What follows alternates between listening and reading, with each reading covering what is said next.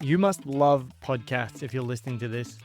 Do you want to start your own one or you already have one? Then follow Smarter Podcasting to get expert advice from me, Neil Mackay, the podcast guy. Since 2019, we've worked with over 40 podcasters, produced over 700 episodes, and helped many podcasts get to the top of the Apple Podcast charts. And right now, I'm offering you a professional edit for just $27. Click the link in the show notes. When you do spend money on ads, you're giving Meta and Zuckerberg money, but their customer service is awful. LinkedIn is noise. There's a lot of noise. Everyone's kind of doing the same thing when you scroll on it. How do you make your profile pop? How do you make a difference? Welcome to another episode of Smarter Podcasting with me, your host, Neil Mackay, the podcast guy. I started my first podcast in 2019 as a hobby, and I've been able to build that podcast into the longest running English language podcast in Vietnam, I think, and in the top 10% of podcasts worldwide, and it's still growing, which is really, really exciting. Smarter Podcasting is here to help you make the best podcast possible. So I'll be sharing my tips, my tricks, my failures with you to help you. And I'm also going to be talking to experts in the field to help you make the best podcast possible. And I am really, really excited for today's episode because I have a guest who personally helped me with my LinkedIn. And that's what today's episode is going to be about: how to grow your podcast, grow your personal brand using LinkedIn. And this is something I never used to use up until about 9 months ago. And now I've seen it help me grow so much. My guest today is a creative B2B marketing and branding strategist. He has worked with 3 startup companies, including starting his own soon. He ran a very successful food blog, which he then sold, and he has helped businesses generate over $10 million in revenue. So I am really, really excited to talk today to somebody who I attended their LinkedIn workshop, and it instantly helped my LinkedIn immeasurably. My guest today is Joel Zorrilla. Thank you very much for coming on Smarter Podcasting. Thanks for having me, Neil. So first of all, tell me, what is the difference between LinkedIn and all the other social media platforms? So from my perspective, because I work in B2B, LinkedIn is the playground for B2B professionals, right? So you have B2B people trying to sell their services or just network, but it's the only platform that exists specifically for the B2B area. So compared to all other social medias, everyone's talking about business. Very few people are talking about the food they ate yesterday, their trips, whatever. Everyone's talking about business. They're trying to share tips on growing their business as a way for them to generate leads, for example. But everyone's just talking about business. Now that, to me, makes perfect sense because with 7 Million Bikes Podcast, and we're a podcast production agency, we focus primarily on podcasts that support businesses. And there are so many podcasts out there. We work with personal podcasts as well. We've worked with knitting podcasts, which ultimately, even though it's about knitting, they're trying to build their business at the back of it. And so there are some podcasts, there are many podcasts that people just do for fun, for a hobby. And I still think you can get value from this episode and what you can share with us. But to be clear, LinkedIn is a place for business. And I believe personally, every business needs to have a podcast. So how can anyone grow their podcast using LinkedIn? So in my opinion, the most important thing about podcasts is that you're usually interviewing somebody like me. And what people have realized is that podcast owners have realized, and podcast guests have realized, that it's a great strategy for digital PR. Because no one's going to say no to an interview. That's the most successful thing that podcasts have going for them.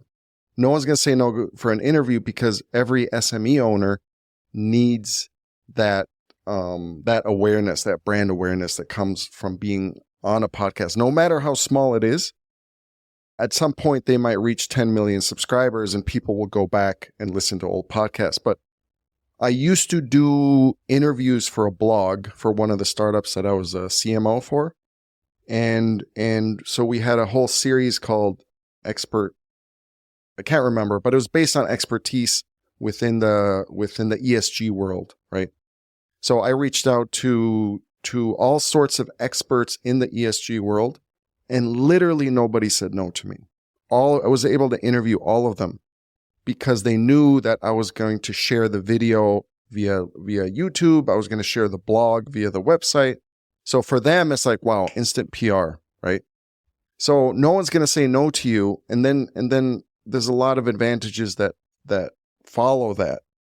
They are getting a bit of an ego stroke, right? So they love that. So they're seeing their face. Every SME owner has a bit of an ego, no matter what degree. So they love seeing themselves, and they're going to share that on their LinkedIn. They're going to tag you, right? They're going to say, thanks, Neil, which is what I'm going to do whenever you publish this podcast.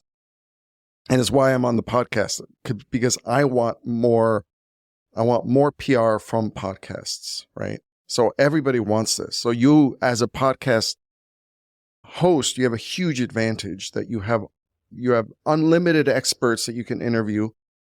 99% are going to say yes, because free PR is free PR, and that's why we're here. It's free PR. I love it, because I've just done an episode that will be out already now if you're listening to this one or watching this one. And 7 reasons why every business needs to start a podcast. And one of the reasons, and I tell this to my clients, the secret sauce of podcasting is not sponsorship. It's not about having thousands of listeners. It's about networking and talking to other people. And nobody says no, because I said the exact same thing. Everybody has an ego. If anyone asked me to be on a podcast, I'd be like, yeah, absolutely, 100%. And then what you struck on there as well really hit me, because the blog portion of it, the SEO, I interviewed somebody for my other podcast, the Vietnam podcast, a while ago, and she contacted me just this week, and she's like, hey, are you able to change the thumbnail, because it's just an unflattering picture of me. It's not a problem, but it's just I have better pictures. We did this months ago, and she's like, I've just realized that, I'm building my personal brand, and when you Google my name, your thumbnail comes up, which she's like, that's amazing. Like, that's incredible. The SEO is working. Can I give you another picture to change it so I present myself better? And I was like, of course you can. Just send it to me and I'll update it. So that just shows you the power of podcasting, that she's in Switzerland and she's messaging me saying, your podcast is helping my personal brand. Can you help me, or can you change it? Yeah, it's super powerful. Yeah. So as a podcast owner, a podcast host, why not Facebook? Well, for me, it comes down to a few things, but the algorithm in Facebook has changed in the last 5 years, and it's getting harder and harder for small businesses to get engagement. Right now, the way that the Facebook algorithm works, and is why I'm completely off Facebook for marketing, is that they call it their quote-unquote friends first algorithm. It means that the first post, the way they spin it, is that the first posts you see are from friends. And then the second posts you see are from sponsored ads. So as a small business, the engagement has been brought down significantly because they want you to spend money on ads. When you do spend money on ads, you're giving Meta and Zuckerberg money, but their customer service is awful. So when you need if you have a problem with the way that your business pages are set up in Facebook, they don't help you. So there's a lot of issues that I have with Facebook, and it's just the wrong audience, because if you look at your whole audience on Facebook and you're doing B2B business, maybe if you're lucky, 40% of your audience on Facebook that are seeing your posts are actually in B2B, and the rest are probably not. Whereas LinkedIn, that audience is more attuned to your target audience, right? So we're here talking about B2B. That's why you want to be on LinkedIn. Instagram makes it easier for you to reach out to specific people and convince them to follow you, but it's more hard work. It's more manual and more tedious. You're going in and you're finding your target audience manually, and you're commenting on their photos, and you're trying to kind of convince them to check out your profile and then follow you. But LinkedIn's algorithm is much more conducive to B2B SME owners. If they see a certain amount of engagement within the first 30 minutes, they're going to blow it up. And so, yeah, those are the main differences. And part of this podcast is me sharing my mistakes. And I think one of the biggest mistakes I've made over the years is spending too much time on Facebook and Instagram, because I'm nearly a boomer these days and that's just the platforms that I use. So I'm going to post on Facebook and Instagram. The biggest thing I learned is over the years is when you're posting on Facebook, it's still, I think the latest stats I just read is 63% of people in America or worldwide listen to a podcast in the last year. So still 40% of people don't listen to podcasts. And when you're advertising on Facebook or you're posting on Facebook, you're asking them to do something they've never done before. So not only are you promoting your podcast, you're saying, hey, have you ever listened to podcasts? Check this out. And then, so that's not the best use of your time or your money if you're going to do advertising as well. I've not done much advertising on Facebook in years. I did a little bit. It didn't move the needle at all. It's really difficult to move the needle in terms of downloads, in terms of viewers on Facebook. I did a little bit on LinkedIn, not to get viewers, but to get more people, get more attraction to my page. And the customer service was actually incredible because I had a problem on LinkedIn, and this is something that watch out for. I clicked the button that was let them do automatic extensions to my parameters that I'd put down. Like I'd put down, I want to advertise in America, Australia, New Zealand, something like that. But then I clicked this button that said that they will do, I can't remember the name of it, but they can expand the advertising based on what they think is best. And then I noticed that the people that were responding to my ad were in locations that I had not picked. And I looked at their profiles, they didn't speak English. And I was like, why are these being targeted? Got in touch with LinkedIn. They got back to me and they said, because I'd clicked that button, it allows the parameters to be extended. And I was like, no, I don't want that. They gave me a credit, which didn't cover all the money I'd spent on advertising, but they did give me a credit. And then because I was spending money on advertising, I got a phone call, like 2 or 3 phone calls with a LinkedIn advertising specialist who actually talked me all through how to set an ad, things to avoid, things to do. And it was just so helpful. So I can see what you mean in terms of their customer service is much, much better. Yeah. Just as an example, this is why I gave up on Facebook. I had a big problem with one of my startups that I was working on related to the Facebook page. It was set up wrong in the beginning, so we needed to change the ownership. Long story short, every time that I logged into the Meta platform to access my support ticket, they would give me a new agent. And that agent wouldn't read the previous conversation. So every time I was restarting everything and I was pulling my hair out. And LinkedIn wouldn't do that. Like they're like you just said, their customer service is great. So how can you grow your podcast on LinkedIn? So I would really focus on your guests, the guests that you're bringing on. One, you also want to focus on the pain points of your target audience. What are the questions that they're asking as it relates to your service? And then match those pain points up with your target guests that you're reaching out for. And then when you're looking at your target guests, get the ones with the highest engagement on LinkedIn and the highest amount of followers, because they will share on their page. And this is why we're here. They're sharing that podcast episode on their page, and then their followers become your followers because they're going to tag you. They're going to say, thanks for sharing the podcast, blah, blah, blah. But you have to always keep your customer persona in mind. What are their pain points? And then match up the pain points with those experts that you want to bring in as guests. And then tag. And then there's other follow-ups. For example, once you interview them, you got the podcast notes. Right now with AI, it's so easy to just transcribe it. You can very quickly turn that transcription into a blog and then send them the blog and say, hey, it would be great if you publish this on your website. And then they publish on the website, and then it has a backlink to your Spotify or YouTube page or your website. So for your audience who don't know, backlinks is a very important formula in search engine optimization.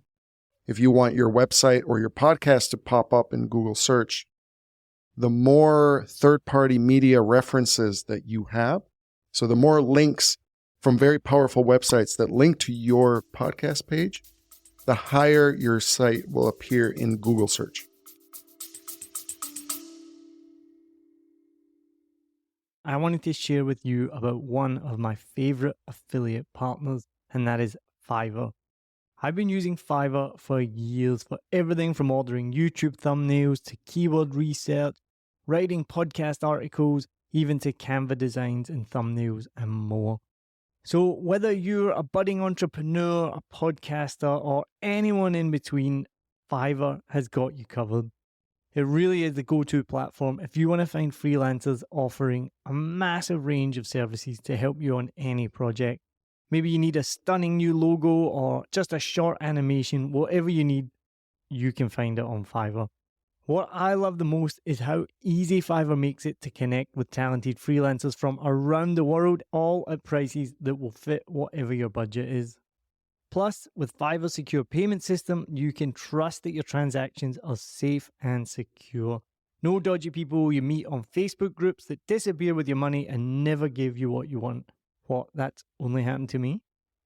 As an affiliate partner, I will get a small commission if you use the link and at no extra cost to you. As an affiliate partner, I will get a small commission if you click my link and you buy something, all at no extra cost to you. And best of all, you will be directly supporting the making of this podcast that you're listening to for free, but it is not free to make. So why wait? Head over to somewhere that you've probably never been before. It's called the show notes. So whatever app you're listening in, if it's Spotify or Apple Podcasts or anything at all, head to the show notes, click on my special link, and then you can browse thousands of gigs ready to help you with your next project. This is why people pay for backlinks. I get people emailing me semi-regularly saying, hey, can we put a link on your website? We'll pay you to do it, things like this. I generally don't do it. I think the last one was like a casino company in Macau or something like that. I was like, no, that's completely unrelated to my podcast, so no. But that is a massive strategy. What we recommend and what we do is exactly what you said. So make a video, take the audio, that's on Apple Podcasts, Spotify, take the AI transcript, we write a blog, that goes on our website, the links to the podcast are on our website. And what we've just started doing recently is taking that blog and then posting it as an article on LinkedIn as well. So then there's more, and then we'll tag the person in the comments. And do you think, is that a good strategy as well? You shouldn't be copying word for word. No. Oh, no. Because, that's kind of plagiarism, but Google will only rank one of those. Right. Because it's a duplicate. Mm. So I would do a different strategy. So I would post the article on your website and then something else on LinkedIn. Do a different version of it on LinkedIn maybe. Or do a different version and get him or her, whoever you interview, to post it on theirs. You don't want to post duplicate content on, you mean you're publishing it as an article embedded in LinkedIn or as a post. It's different. So we go to article on LinkedIn and then we just copy and paste it pretty much, because we're not really trying to get that to rank on Google. It's just so we have more content on LinkedIn. Oh, fair. Then that's fine. That's okay. If you don't want to rank that LinkedIn article on Google and you just want to rank the other one, it should be fine. Yeah. As long as the author is the same author. You want to make sure that the author is the same, and then Google will understand what you're doing. Yeah, so it's published under my name. And publish it first on the website. Yeah. Because that's the what way they record it in order. So the first one that gets published is the one that gets ranked. Right. The second one gets ignored. That is a good tip to know as well. So I did your LinkedIn workshop. It was absolutely fantastic, and it helped build my LinkedIn profile. So what should somebody do to build a LinkedIn profile? So I always tell everybody it's about how you can convey what you do, and the value you bring immediately when somebody looks at your profile. So there's 4 questions or 5 questions that I ask that you should be able to answer immediately when somebody looks at your profile. So it's, what do you do? How do you do it? How does that make my life easier? Why should I trust you? This is the most important one. Why should I trust you? And how do I engage with your services? Right? So you have to be able to answer those 5 questions clearly and immediately when someone looks at your profile. So you, for example, how do I trust you? Through recommendations. So at the bottom of your profile, in the middle of your profile, you have the recommendations. These are people who you've worked with or your clients who have recommended you, and they've written kind of a review. You can't just say, trust me, bro. You can't just say, trust me, bro, because that sounds scammy. This was one of the best pieces of advice that I took away from that workshop, because I didn't even know about this. There was so much in that workshop that I had never even heard of. And the recommendations one, I didn't even know that was a thing. And so I reached out to people. And one thing I did, I think I talked to you about this to see if it was a good idea, because nobody wants to do any extra work. Somebody asks you to do something, like, yeah, I'll do it. So what I did was, again, using AI, using ChatGPT, I wrote it for them and said, here, can you do this recommendation for me? Edit this if you want. This is what it is. And I think everybody I asked did one for me. Yeah. If they had a good experience with you, they're not going to say no, right? And remember, when you're writing those recommendations, to put those key words that are associated with your services, because the algorithms will scrape those recommendations to make sure that it's relevant to what you do. So always include, so if you're a podcast producer, include the word Neil as a podcast producer, and then so it's relevant. I think I inadvertently did that. I don't know if I did it on purpose, but I'm sure it's in there. Now you know. Now I know. What else would you say to somebody that's looking at LinkedIn and they go, right, I need to change this? A couple other tips that you gave in that workshop that was so helpful. Yeah, so you want to include, I call it kind of like sales data. So this is part of why I should trust you and how you do it. So for example, my sales data is that $10 million in acquisition revenue. So I helped a logistics company grow their SEO, and we got them over $10 million in acquisition revenue just from organic leads within the first year. So that's kind of part of my unique value proposition, that as I sell myself in terms of my past experience, having those numbers is really important. $10 million is a big number that pops out and people stop. So you should include data that backs up your expertise. And then having a unique value proposition as part of that data is super important. What makes you different from anyone else? Because one of the big problems is LinkedIn is noise. There's a lot of noise. Everyone's kind of doing the same thing when you scroll on it. How do you make your profile pop? How do you make a difference? So it's by creating your unique value proposition. I do this in this way differently from anyone else. Right. So what I do is I help SME owners scale their business by 10x. And my backup is I help my previous customers get $10 million in acquisition revenue. So having your unique value proposition plus data to back it up, and put that in your bio, put that in your headline, that really, that strikes a chord, and it makes your profile pop. And that has really helped my profile pop.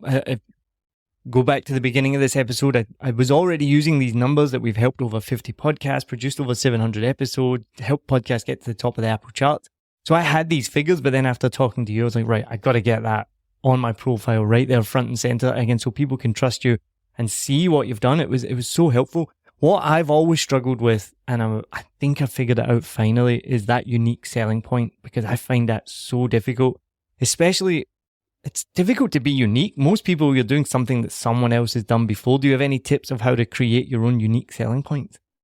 What I always say is you benchmark, go through a bunch of profiles and see what they've written and see what kind of strikes a chord. So as an example, a friend of mine, he has a really good unique value proposition, but he does something very different from anyone else. He's a somatic therapist and he helps stressed out professionals. So it's about helping people live more fulfilled lives. And that was amazing hearing that. If you're doing like me, I work in marketing and it's the most saturated industry in the world, I think. And you really have to make it that extra effort of making yourself stand out. So for me, I'm very passionate about helping SME owners. And it's true. It's not just my unique value proposition. So that's part of my story. Like, it's kind of telling your story. Why you do this? I do it because I really like helping SME owners scale their brands, especially SME owners who I like and I respect, right? So that's kind of what crafted my UVP based on kind of my passion in what I do. And that's a good way of looking at it, because I think so, as I mentioned, I've just like recently, like 2 weeks ago, 3 weeks ago, redefined my unique value proposition. And I do a lot of things without thinking, but now when I think about it from what you said there, because it's something you're passionate about. So we did an exercise recently, we as our team, of the core mission and the values of 7 Million Bikes podcast. And we came down to 3 words, and it was quality, creativity, and positive influence. And so we always refer back to that. And so when I think about that, the quality for us is number one. Like, we want to make quality podcasts. And I've just done a video about it, about how you can make a quality podcast with little equipment. You don't need a studio. Right now, we're in a meeting room. I think it's going to turn out pretty good based on experience and based on the equipment that we have. So we won awards for it. And again, I don't want to toot my own horn, but winning awards was just the best thing ever, because it was like, holy shit, we know what we're doing. And one of the things that we do is every podcast we make for a client goes through 2 editors, which I've never seen anyone else do before. So then I was like, that is a unique value. I only just realized that we always go through 2 editors. One of the reasons why is even I'm not perfect. Like, if I make a podcast for someone and then send it to them, they're probably going to find like a little noise that I missed, or maybe I've missed a complete sentence that should have been cut out. It's difficult to do that. So the way that 7 Million Bikes podcasts work is we have a junior editor who does the first edit. Then the senior editor goes through that, checks it, gives her or him the feedback, and then they'll finish it. So it means when we deliver it to the client, it should be 100%. And I do audits on this podcast, on Smarter Podcasting. I audit other podcasts, and I often find little mistakes because they've hired somebody to do it and it's not gone through that extra quality check. So that's one thing that we do. We have a 2-day turnaround for audio, 4-day for video. I offer a monthly strategy call with all of our clients as well. And so I put these things together and I was like, oh no, we do actually have some unique value points. So that really helped with LinkedIn as well. For that listener right now that's thinking, I don't want to do LinkedIn, I've never done it, Facebook is my jam, I like being on Facebook, what would you say to them to say, this really is how you can help your podcast grow? If they think Facebook is their jam, definitely stay on Facebook if it works for them. I'm not saying go off of Facebook, but remember that LinkedIn will open up a whole new audience for you. If you can do it right, if you can create that really high value content that makes people engage and like your post, it's a whole other ball game, and you have to be there. And it's not that much hard work. Take the same post that you're putting on Facebook. Keep your target audience in mind when you're crafting your post, especially the first sentence. You always want to you want to add a hook to that first sentence to bring people in. Remember that it's a different audience from Facebook. It's a more business savvy audience. Craft your captions different, your posts different, but it doesn't mean that you have to completely start from scratch when you're posting on LinkedIn. You can still cross post. You just make those small modifications. And just like I said before, it's a different audience.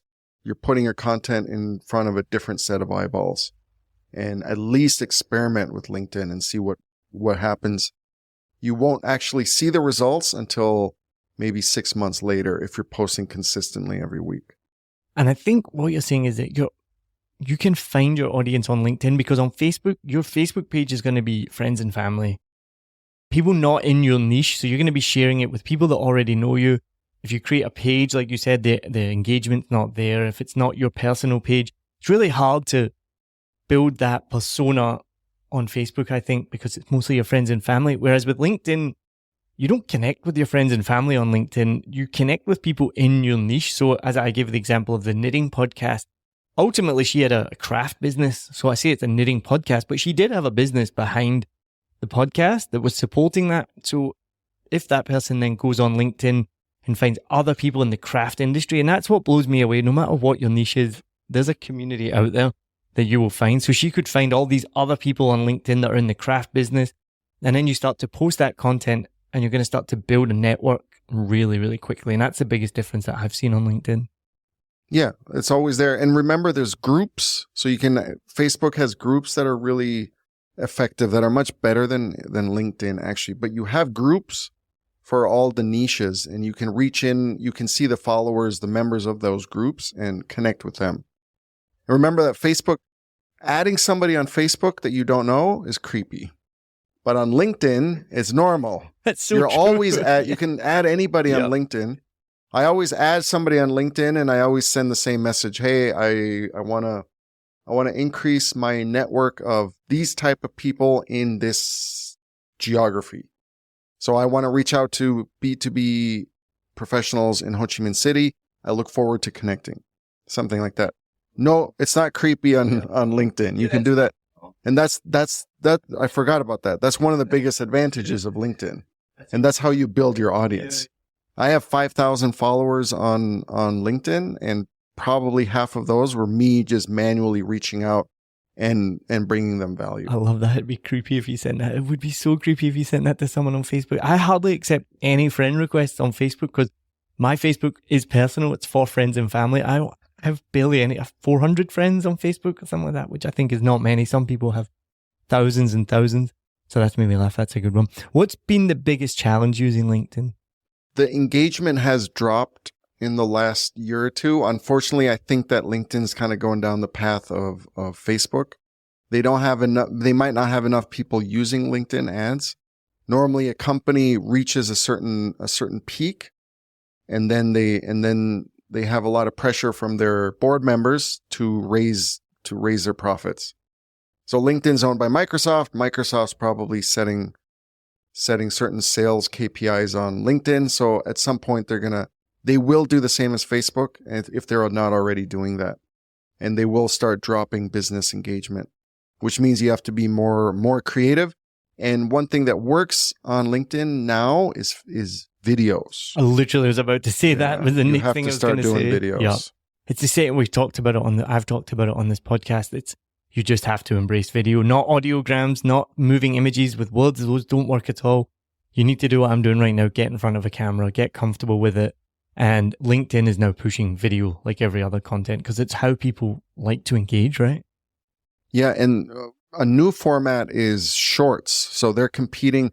Everyone's trying to compete with TikTok using the short format. And I've seen more and more people doing shorts. So a general rule with all social media platforms, if they launch something new, in the first 6 months of that launch, they're going to have really high engagement on that feature that they just launched.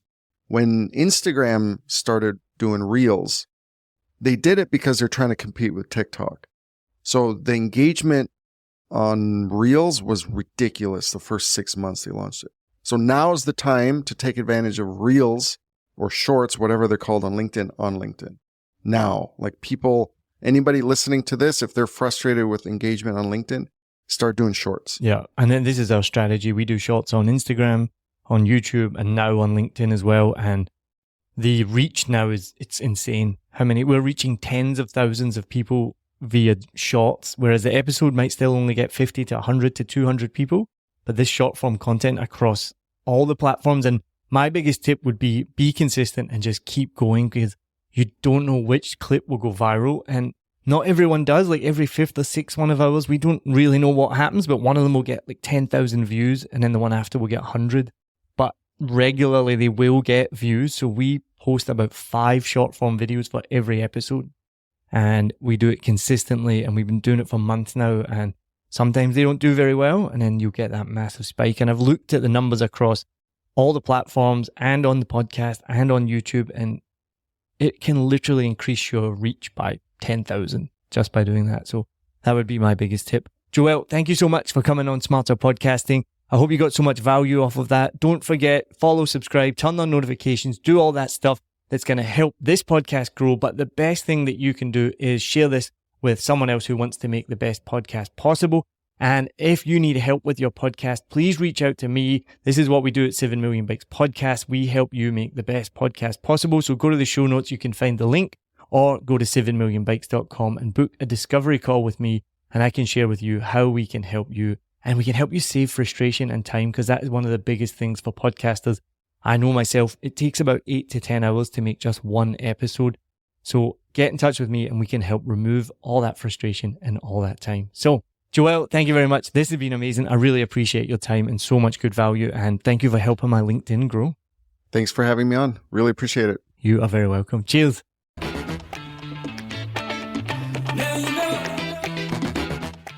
Hi, my name is Sal Jeffries. I run the Mindset, Mood and Movement podcasts. I've been working with Neil at 7 Million Bikes for the whole of this year, literally from the start of my podcast to date. And I want to say a couple of things. So when we record the podcast, sometimes there are things that I need tweaking. There could be edits or clips. It's really simple. I give those instructions to Neil, he gets it sorted. There's sometimes a sound level differences between the guest mic and mine. Again, that's all sorted so the outcome is a really balanced sound. And also if there are issues with voice, little kind of sound interruptions, all those things that can distract a listener, Neil knows exactly what to do, cleans it up. The end result, highly professional, beautiful sounding podcast without distraction. That's exactly what I want. I know my listeners do. So if you're interested in having that level of podcast and that kind of quality, Neil is a great guy and I highly recommend you speak to him.